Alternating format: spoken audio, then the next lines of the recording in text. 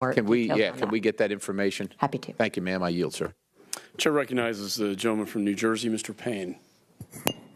Thank you, Mr. Chairman.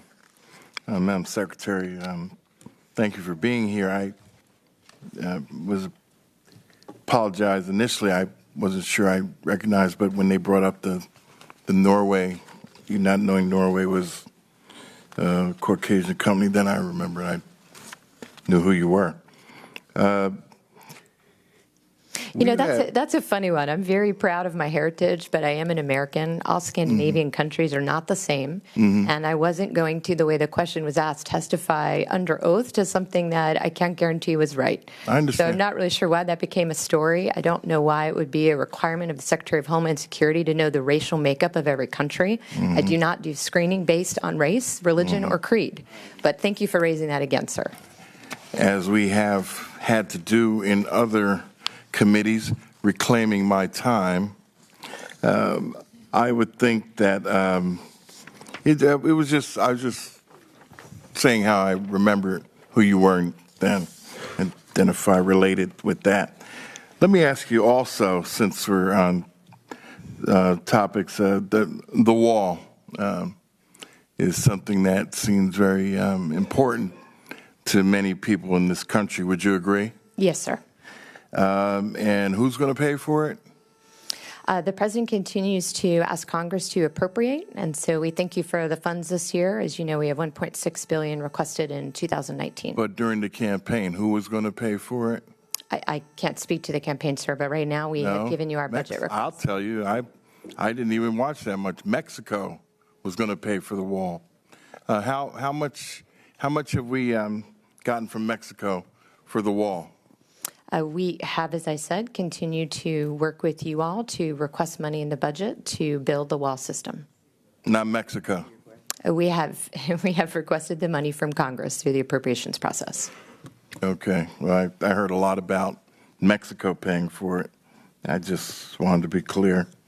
You know, there are a lot of issues in TSA with low morale. You can see why.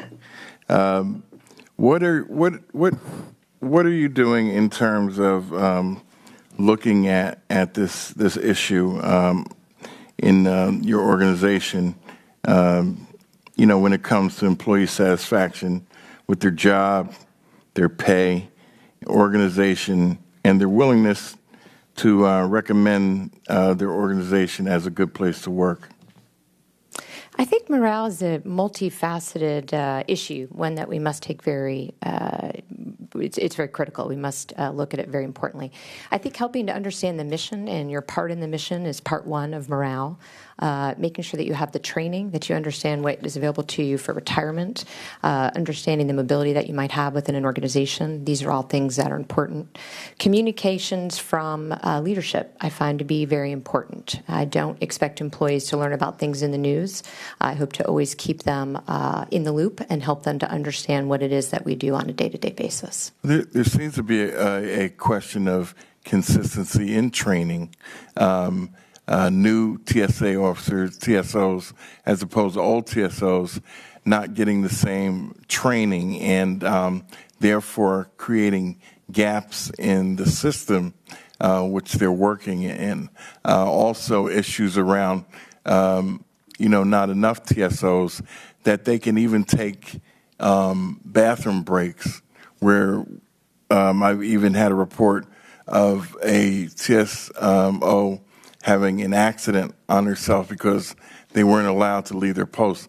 Now that's going, a bit too far, where people can't do humanly bodily functions because they're not allowed to leave their posts.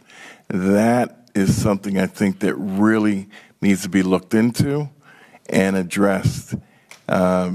We have to make this situation where people want to come to work. They're on the front lines. They're doing difficult work with people that are not necessarily always patient with the processes we have to go through in order to make sure that they're safe.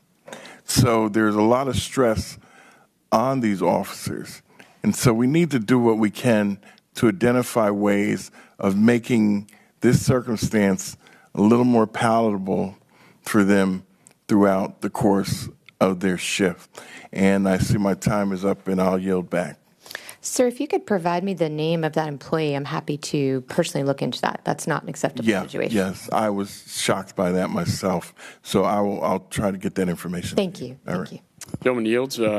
The gentleman from New York, Mr. Katko, is recognized. Thank you, Mr. Chairman, and thank you for your testimony today, and it's good to have you before the committee. I do, however, want to echo the sentiments of my colleague earlier today, the ranking minority member, because it is a problem that preceded you at the agency, and that is basically ignoring deadlines, both statutory and congressional deadlines. I was a federal prosecutor for 20 years, and I wouldn't dare ignore a deadline set by a court. And I see the same obligation with respect to your agency.